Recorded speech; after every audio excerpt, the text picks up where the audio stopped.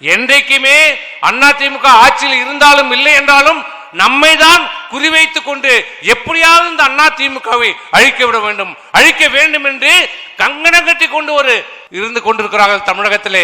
இதிலே எதிரி திமுக மட்டுமில்ல, துரோகிகள் மட்டுமில்ல, நம்மோடு உறவாடி கொண்டிருக்கிறவர்களும் இதிலே இருக்கிறார்கள். எதிரி நமக்கு யார் என்று தெரியும், கருணாநிதி ஸ்டாலின் நம்முடைய எதிரி, நம்முடைய துரோகி யார் என்று தெரியும். ஆனால் நம்மோடு உறவாடி நம்மை கெடுப்பவர்களிடம் தான் நாம் ஜாக்கிரதையாக இருக்க வேண்டும். சில அரசியல் புரோக்கர்கள் இருக்கிறார்கள், அவர்களிடம் நாம் ஜாக்கிரதையாக இருக்க வேண்டும். அவர்களை நாம் இனம் கண்டு கொள்ள வேண்டும்.